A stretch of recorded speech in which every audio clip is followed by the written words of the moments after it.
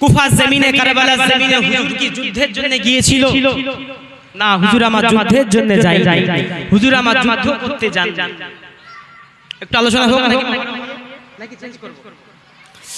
আল্লাহ নবীর নওয়াজ হযরত ইমাম হুসাইন হুজুর আমার, তানার পিতা হযরত আলী রাদিয়াল্লাহু তাআলা আনহু, তিনি শহীদ হয়ে যাওয়ার পর থেকে কুফাবাসীরা হযরত ইমাম হুসাইন হুজুরকে একটার পর একটা চিঠি দিতে থাকে যে আপনি কুফা জমিনে আসে, আপনার নেতৃত্বকে মেনে নেব, একটার পর একটা চিঠি দিয়ে থাকেন। কিন্তু সে সময় আল্লাহ রাসূলের বড় বড় জলিল ও কদর সাহাবীরা বেঁচে ছিল, জলিল ও কদর সাহাবীরা বেঁচে ছিল।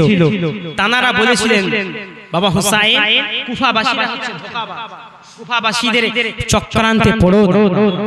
একটার পর একটা যখন চিঠি দিতে থাকে, আল্লাহ রাসূলের নওয়াসা হযরত ইমাম হুসাইন হুজুর আমার, তানার ফুফাতো ভাই, কোন কোন riwayate এসেছে খালাতো ভাই মুসলিম বিন ইয়াকিলকে পাঠালেন কুফার জমিনে, যে ভাই আপনি যান কুফার জমিনে, পরিস্থিতিটা কি দেখেন, তাহলে আমি পরে যাব। আমি ভালো করে শুনবেন, অল্প সময় আমি শর্ট টাইমে বলবো, একদম ছোট্ট সময় আলোচনাটা করতে চাই। আপনি যান, আমি পরে যাই। মুসলিম বিন ইয়াকিল কুফার জমিনে চলে গেলেন। মুসলমানের ছেলেরা, যুবকেরা, তরুণেরা, ও আমার রাসূলুল্লাহ দিবানা গনেরা, আল্লাহ নবী নওয়াজ হযরত ইমাম হুসাইন রাদিয়াল্লাহু তাআলা আনহু মুসলিম বিন ইয়াকিলকে বলার পরে মুসলিম বিন ইয়াকিল কুফার জমিনে চলে গেলেন। ও যুবকেরা, তরুণেরা, হযরত মুসলিম বিন ইয়াকিল যখন কুফার জমিনে চলে যায়, কুফার জমিনে যাওয়া যে দেখতে লাগে কুফাবাসীরা মুসলিম বিন ইয়াকিলকে মারহাবা মারহাবা আহলান সাহলান দিয়ে স্বাগতম জানাতে থাকে। মুসলিম বিন ইয়াকিলকে আহলান সাহলান বলে স্বাগত, যে হযরত ইমাম হুসাইন হুজুরের নেতৃত্বকে তানারা মেনে নেওয়ার জন্য কতটা চক্রান্ত করেছিল। মুসলিম বিন ইয়াকিল হুজুর যখন কুফার জমিনে গেলেন, যাওয়ার সঙ্গে সঙ্গে দেখতে লাগেন 2-3 দিনের মধ্যে 20,000 কুফাবাসীরা তানার অনুসারী হয়ে গেলেন। অতএব হযরত মুসলিম বিন ইয়াকিল তিনি সঙ্গে সঙ্গে হযরত হুসাইন হুজুরকে চিঠি লিখতে থাকে, ভাই হুসাইন অসুবিধা নাই, কুফাবাসীরা ভালো, আপনি রওনা হয়ে যান, কুফা জমিনে চলে আসেন, এরা আপনার নেতৃত্বকে মেনে নিতে চায়। কে বলছে কথাটা? হযরত মুসলিম বিন ইয়াকিল। এমন করে 1 মাস 2 মাস, যখন 1 মাসের কাছাকাছি হযরত ইমাম হুসাইন হুজুর আমার তিনি রওনা হলেন। রওনা হওয়ার পরে, আমি খুব শর্ট টাইমে বলছি, হুজুর আমার রওনা হয়ে যাওয়ার পরে হঠাৎ করে একটা চিঠি আসতে থাকে। হযরত মুসলিম বিন ইয়াকিল চিঠি দিতে থাকে যে ভাই হুসাইন আপনি আসেন না, কুফাবাসীরা ধোঁকাবাজ। কেন? হঠাৎ করে একদিন মাগরিবের নামাজের পরে মারওয়ান, ইয়াজিদের শিষ্য মারওয়ান, সে যখনই ওই কুফাবাসীকে ডাকতে লাগে যে আমি মারওয়ান তোমাদের পুরনো নেতা, আমাকে ছেড়ে তোমরা হুসাইনের পাঠানো মুসলিম বিন ইয়াকিলের কে বিশ্বাস করে তোমরা তার অনুসারী হয়ে গিয়েছো, এই কথাটা বলার সঙ্গে সঙ্গে সমস্ত মানুষেরা মারওয়ানের দিকে চলে আসে। তখনই হযরত মুসলিম বিন ইয়াকিল তিনি বুঝতে পারে যে কুফাবাসীরা বড় ধোঁকাবাজ। তিনি সঙ্গে সঙ্গে হুসাইন হুজুরকে নিষেধ করলেন, ভাই হুসাইন এখানে এসো না। কিন্তু যখন নিষেধ করেন, তিনি অটোমেটিক্যালি এমন একটা জায়গায় পৌঁছে গেলেন যে জায়গাটাকে বলা হয় কারবালা। তিনি তখন সেখানে পৌঁছে গেলেন। আর এই কারবালা সম্বন্ধে আল্লাহ রাসূলের ভবিষ্যৎবাণী কি? আল্লাহ নবী ভবিষ্যৎবাণী বলেছেন। শুধু তাই না, ইমাম হুসাইন হুজুর তিনি শহীদ হবেন, আল্লাহ নবী আগে থেকে জানতেন, তিনি ওসিয়াত করে গিয়েছিলেন। 1 তারিখে আল্লাহ নবী তার হুজরা শরীফে বসে আছেন।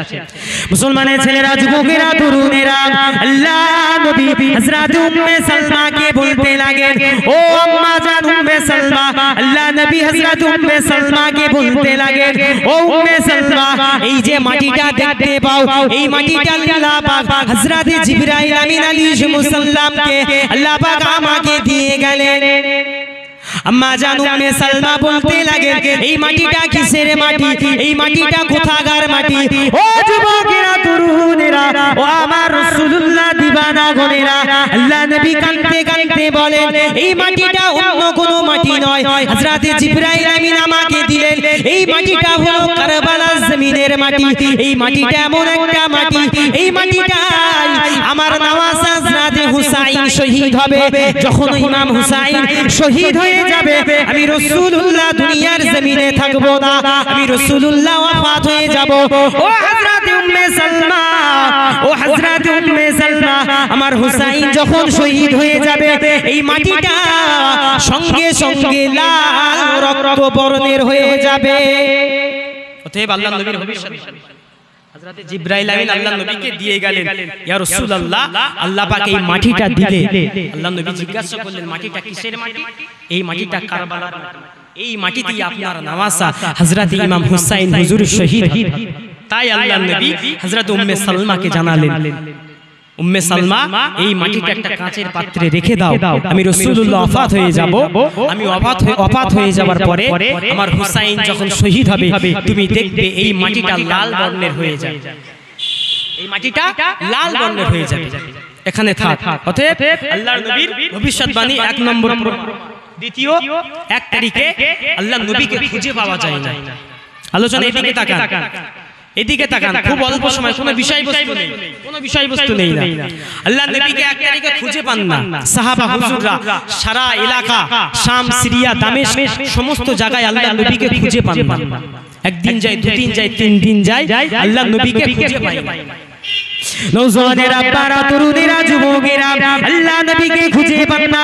হযরতে ওমর ফারুক রাদিয়াল্লাহু তাআলা আনহু মদিনাবাসী, মক্কাবাসীকে সতর্ক করে দেয়, এ মদিনার কাফেরেরা, এ মক্কার কাফেরেরা, এ আবু জাহাল, আবু লাহাব, উতবা, সাইবা, সিবারা, শুনে রেখে দে, জেনে রেখে দে, তোরা কি আমার রাসূলকে কোনো ক্ষতি করেছিস? তোরা কি আমার রাসূলকে কোনো জায়গায় লুকিয়ে রেখেছিস? এই 3 দিন হয়ে যায়, আল্লাহ নবীকে খুঁজে পাওয়া যায় না। তোরা আমার রাসূলকে কি কোনো ক্ষতি করেছিস?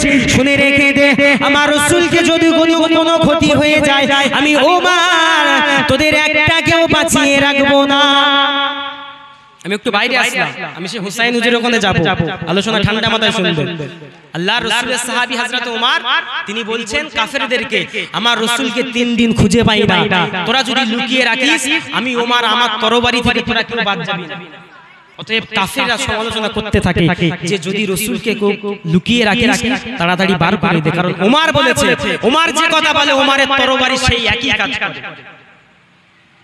3 দিন চলে গেল, আল্লাহর নবীকে খুঁজে পাই না। হযরতে ওমর ফারুক রাদিয়াল্লাহু তাআলা আনহু, হযরতে ওমর ফারুক পাগল হয়ে নাই, মরুভূমির এপার মরুভূমি, ওপার মরুভূমি, এপার মরুভূমি, ওপার মরুভূমি করতে থাকে। 1 তারিখে মরুভূমির একটা রাখালের সঙ্গে দেখা হয়ে যায়। ও যুবকেরা, তরুণেরা, মরুভূমির ওই রাখালকে বলতে লাগে, ও ভাই রাখাল, আমাদের রাসূলকে কি তোমরা দেখেছো? আমাদের রাসূলকে কি তুমি দেখেছো? ওই রাখালটা বলতে লাগে, না না না না, তোমাদের রাসূলকে আমরা দেখি না, তোমাদের রাসূলকে আমি দেখি না। কেন কেন কেন, কি হয়েছে? হযরত ওমর বলতে লাগে, এই 3 দিন হয়ে যায়, আমাদের রাসূলকে খুঁজে পাওয়া যায় না। তুমি কি এই মরুভূমিতে কি দেখেছো? ওই সময় ওই রাখালটা বলতে লাগে, ওই যে জাবালে সালা পাহাড়টা দেখতে পাও, ওই জাবালে সালা পাহাড়টা দেখতে পাও, আমি মরুভূমিতে উট দুম্বা ভেড়াগুলি চড়িয়ে চড়িয়ে আমি আমার রিজিকগুলি তালাশ করি। ওই যে পাহাড়টা দেখতে পাও, আজ 3 দিন হয়ে যায়, আমার উট দুম্বা ভেড়াগুলি কিছু খায় না, কোনো পানি পান করে না। ওই জাবালে সালা পাহাড়ের দিকে তাকিয়ে কাঁদতে লাগে। জানি না কেন, জানি না, আমি তবে জানি না তোমাদের রাসূলকে কি হয়েছে, আমি জানি না। এই কথাটা শোনার পরে হযরতে ওমর ফারুক হুজুর আমার সঙ্গে সঙ্গে ওই জাবালে সালা পাহাড়ের দিকে রওনা হয়ে যায়। আল্লাহর নবী সাহাবী এই কথাটা শোনার সঙ্গে সঙ্গে, তিনি খুব বিচক্ষণ সাহাবী ছিলেন, তিনি সঙ্গে সঙ্গে জাবালে সালা পাহাড়ের দিকে যেতে থাকে ঘোড়ায় করে। জাবালে সালা পাহাড়ে যখনই উঠলেন, সালা পাহাড়ে উঠে দেখতে লাগেন একজনা ব্যক্তি সিজদাতে পড়ে আছে, একজনা ব্যক্তি সিজদাতে পড়ে আছে। হযরত ওমর ফারুক আরেকটু কাছে গেলেন। নওজওয়ানেরা, আব্বারা, তরুণেরা, যুবকেরা, হযরত ওমর ফারুক রাদিয়াল্লাহু তাআলা আনহু, আল্লাহ নবী সাহাবী সাহাবী হযরত উমর ফারুক হুজুর আমার কাছে গিয়ে যখনই গেলেন হুজুর আমার দেখতে লাগেন ওই ব্যক্তিটা অন্য কোনো ব্যক্তি নাই, ওই ব্যক্তিটা হলো দিন দুনিয়ার বাদশা হাবিবুল্লাহ নবী জনাবে মুহাম্মদুর রাসূলুল্লাহ সাল্লাল্লাহু আলাইহি ওয়াসাল্লাম।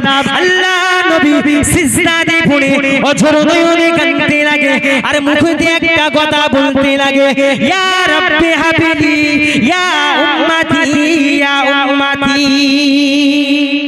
জোরে বলা যাবে না? হযরত ওমর ফারুক হুজুর আমার সঙ্গে সঙ্গে অঝর নয়নে কাঁদতে লাগে, আল্লাহ নবীকে সালাম দিলেন, আসসালাতু ওয়াসসালামু আলাইকা ইয়া রাসূলুল্লাহ ইয়া হাবিবাল্লাহ। হুজুর মদিনাবাসীরা খাওয়া ছেড়ে দিয়েছে, মদিনার মহিলারা খাওয়া ছেড়ে দিয়েছে, মদিনার ছোট্ট ছোট্ট মাসুম শিশুরা তারা তাদের মায়ের দুধও পান করে না। হুজুর আপনি মদিনা শরীফে চলেন, মদিনার জমিনে কিয়ামত শুরু হয়ে গেছে, আপনাকে না দেখে মদিনাবাসীরা থাকতে পারে। আল্লাহ নবী সিজদা থেকে মাথা তোলে না, আল্লাহ নবী সিজদা থেকে মাথা তোলে না। হযরত ওমর সঙ্গে সঙ্গে তিনি মদিনার বুকে এসে হযরত আবু বকরকে বললেন, হযরত ওমর, হযরত উসমান গনি, হযরত আলী, হযরত আম্মা জান ফাতেমা সমস্ত সাহাবা হুজুরদেরকে নিয়ে গেলেন যে আল্লাহ নবীর সন্ধান পেয়ে গিয়েছে। সমস্ত সাহাবীরা কাকুতি মিনতি করলেন, খুব বিশাল বড় ঘটনা, বিশাল বড় ঘটনা।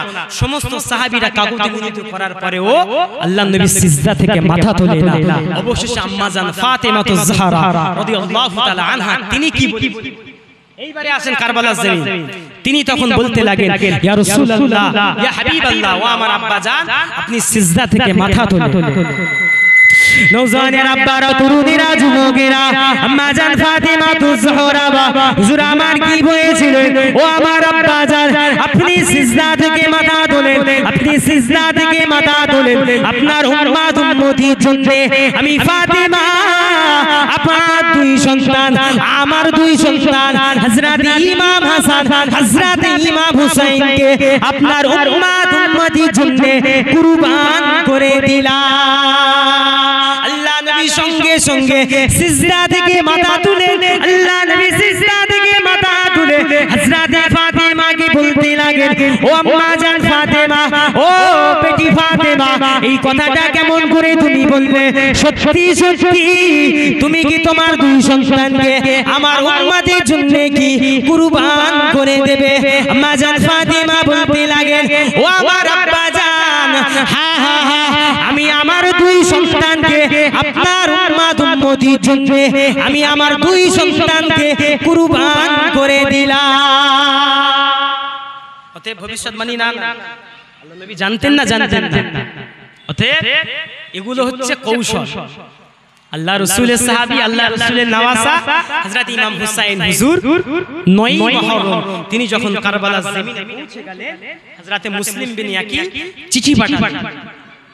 তখন অটোমেটিক্যালি হুজুর তো কারবালার জমিনে পৌঁছে গেলেন, তখন আর কিছু করার না। দরুদ শরীফ আল্লাহুম্মা সাল্লি আলা সাইয়্যিদিনা,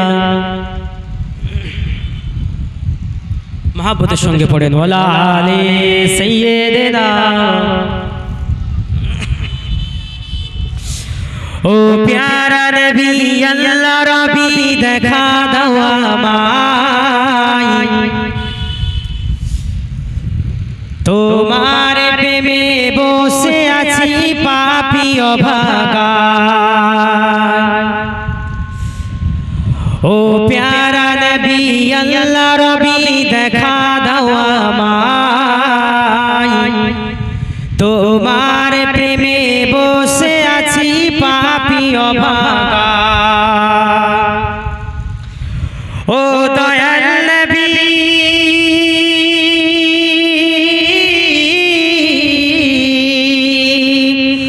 ও দয়াল নবী দয়া দিয়ে জুড়াও হৃদয়, ও প্যারা নবী দেখা দাও আমায়। জোরে বলুন না সুবহানাল্লাহ। ও প্যারা নবী আল্লাহ রবি দেখা দাও আমায়, তোমার প্রেমে বসে আছি পাপী অভাগা। ও দয়াল নবী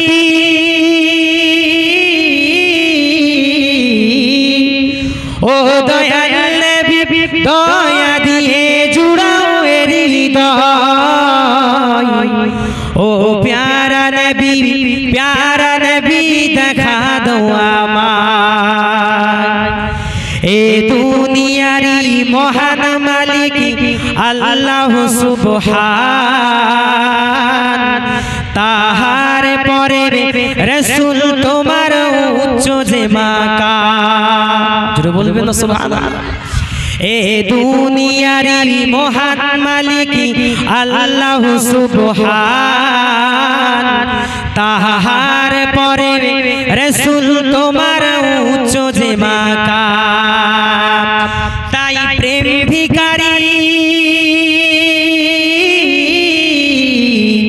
তাই প্রেম ভিখারি হাত পেতেছে দিদার দাও আমায় ও প্যারা নবী দেখা দাও আমায় ও প্যারা নবী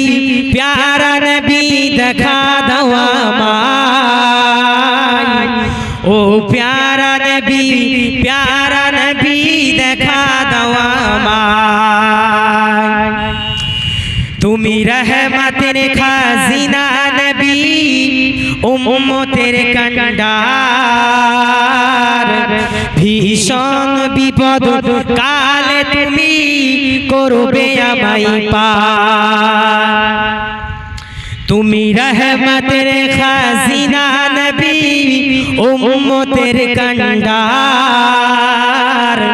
ভীষণ বিপদ কালে তুমি করবে আমায় পার ও কামলিওয়ালা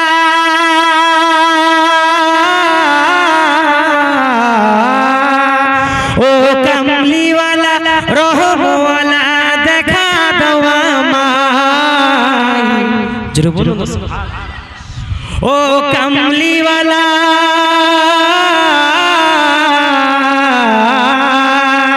ও কামলিওয়ালা রহমওয়ালা দেখা দাও আমায় ও প্যারা নবী দেখা দাও আমায় ও প্যারা নবী দেখা দাও আমায় ও প্যারা নবী আল্লাহ রবি দেখা দাও আমায় তোমার প্রেমে বসে আছি পাপী অভাগায় ও দয়াল নবী ও দয়াল নবী দয়া দিয়ে চূড়াও মেরি হৃদয় ও প্যারা নবী দেখা দাও আমায় ও প্যারা নবী দেখা দাও আমায় ও প্যারা নবী আল্লাহ রবি দেখা দাও আমায় ও প্যারা নবী দেখা দাও আমায় মাশাআল্লাহ যাই হোক যে বিষয় নিয়ে আলাপ আলোচনা করছিলাম সময় নামাজ হবে জামাত হবে সময় আছে ঠিক আছে আমার ভাই জান্নাত কর আল্লাহ আলাপ যে কথা আলাপ আলোচনা হচ্ছিল হযরত ইমাম হুসাইন হুজুর যে বিষয়টা নিয়ে হুজুর আমার শহীদ হলেন বিষয়টা একটাই কি ইয়াজিদের কর্মকাণ্ড শরিয়ত বিরোধী কর্মকাণ্ড এই জন্য হুজুর শহীদ হলেন অতএব ও কথা বাদ দিলাম বর্তমান আমরা উম্মতে মুহাম্মাদি আমরা যারা রাসূল মুহাম্মদ রাসূলকে আখিরি জামানার নবী হিসেবে মানি আমাদের কাজ কালাপটা কি আমরা সকল সাহাবা হুজুরদেরকে ভালোবাসি ইমাম হুসাইন হুজুরকে মুহররম মাস আসলে আমরা ইয়া হুসাইন করে পাগল হয়ে যাই আবার অনেকে সেই কি ছুরি নিয়ে পিকে মারে কি বলে জানি না এই সমস্ত করি অ্যাকচুয়ালি যদি এই জন্য আমার হুসাইন শহীদ হয়েছিল যে আমার নানা জানের উম্মতের আমি শহীদ হয়ে যাওয়ার পরে তারা এই সমস্ত কাজ কালাপ করার জন্য শহীদ হয়েছিল নাকি ইয়াজিদকে শিক্ষা দিয়েছিল সুদ খাওয়া হারাম মদ খাওয়া হারাম জিনা করা হারাম অতএব আমাদেরকে খেয়াল করতে হবে হুজুরের নকশা কদমের উপর আমাদেরকে চলতে হবে বর্তমান জামানায় দেখতে পাওয়া যায় আমাদের মধ্যে কিছু এক শ্রেণীর নেমো খারাপ মুসলমান তারা রাসূলের সাহাবা হুজুরদেরকে হুজুরদেরকে অপবাদ দিতে ছাড়ি না। এই রিসেন্টলি একটা ভিডিও দেখছিলাম, হযরত আবু বকর সিদ্দিক হুজুরকে এক ব্যক্তি সে বলছে আবু বকরের থেকে আমার জ্ঞান বেশি। নাউযুবিল্লাহ মিন যালিক। বাংলাদেশের এক বক্তা বলছিল আবু বকরের থেকে আমার জ্ঞান বেশি। যাই হোক, যে যা পারে বলুক, আমার নাই। কিন্তু আমাদের মনে একটাবার ভয় হয় তারা কোথায় ছিল আর আমরা আবু বকরের মাকামকে আল্লাহ কি দিয়েছিল? স্বয়ং আল্লাহ পাকের ফেরেশতা হযরত জিবরাইল আমিন আলাইহিস সালাম তিনি প্রশ্ন করেছিল। যে ব্যক্তিটাকে প্রশ্ন করেছিল, রাসূলের যে সাহাবীকে প্রশ্ন করেছিল, সেই সাহাবীটা অন্য কোনো সাহাবী নয়, তিনি হলেন হযরত আবু বকর। কে? হযরত জিবরাইল আমিন আলাইহিস সালাম। আর এই নেমো খারাপ করেছে আবু বকরের থেকে আমার জ্ঞান বেশি, তার থেকে আমার মাকাম বেশি। হযরত জিবরাইল আমিন আলাইহিস সালাম আল্লাহকে বলছে, আল্লাহ পাক আমি আপনার রাসূলের বড় সাহাবী হযরত আবু বকরকে পরীক্ষা করতে চাই। কি পরীক্ষা? আল্লাহ পাক আমি একটা কোশ্চেন জিজ্ঞেস করতে চাই। ঠিক আছে, যাও পরীক্ষা করো। নওজওয়ানের আব্বারা, তরুণীরা, যুবকেরা, ও আমার রাসূলুল্লাহ দিবানা গনেরা, ও মুস্তাফা জানে রহমতে পাগল গনেরা,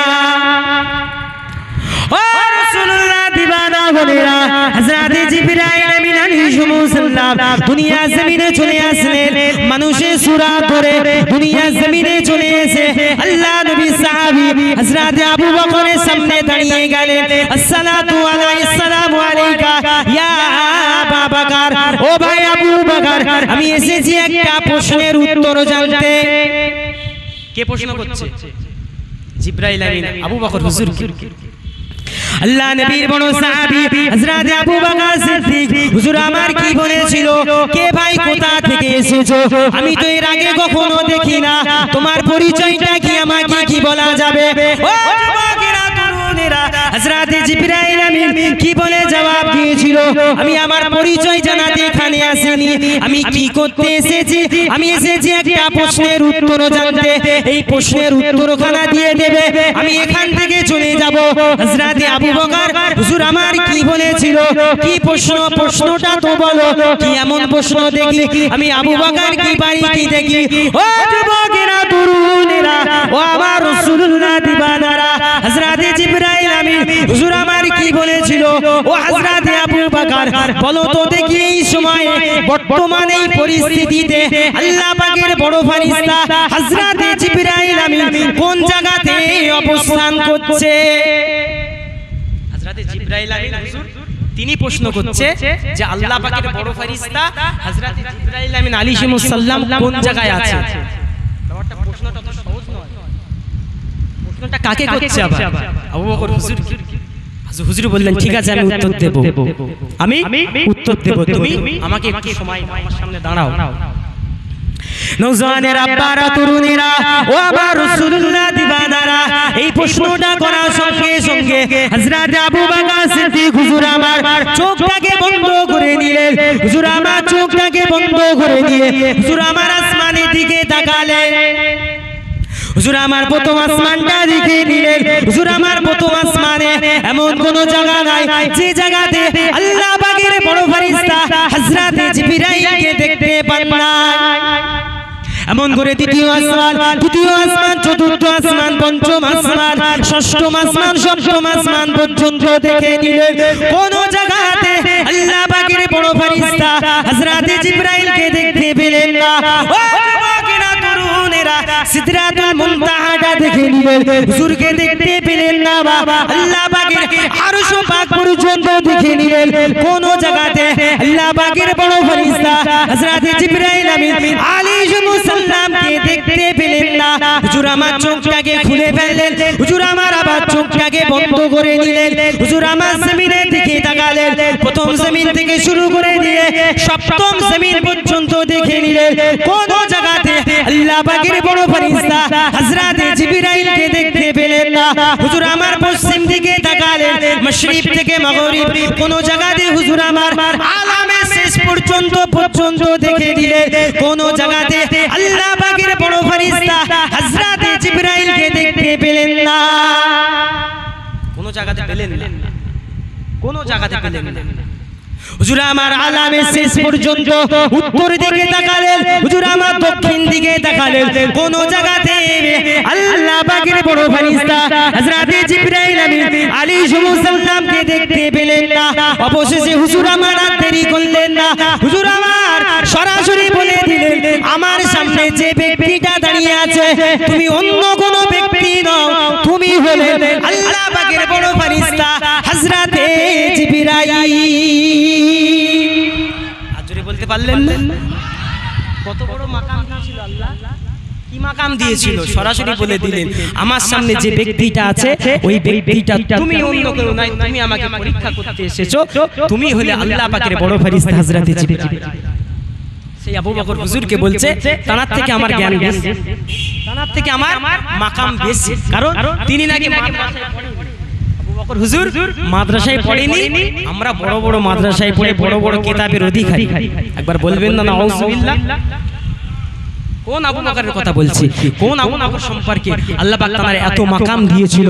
হযরত ওমর ফারুক ফরমাচ্ছে, ও যুবকেরা তরুণেরা, ও আমার রাসূলুল্লাহ দিওয়ানা গণেরা, আল্লাহ নবী সাহাবী হযরত ওমর ফারুক তিনি ফরমাচ্ছেন পৃথিবীর জমিনে আসমানের নিচে জমিনের উপরে আল্লাহ পাক যদি কোন ব্যক্তির সম্মানকে সবথেকে বেশি দিয়ে থাকে তিনি অন্য কেউ নয়, তিনি হলেন হযরত আবু বকর। শেষ করে দেই, থাক নাকি 33 হয়ে গেছে। হ্যাঁ যাক মুক্তাসার করলাম, আল্লাহ পাক যদি আবার নিয়ে আসে আল্লাহ আলোচনা হবে। আসসালামু আলাইকুম ওয়া রাহমাতুল্লাহি ওয়া বারাকাতুহু। এই ভাইকে ভাইকে নামাজ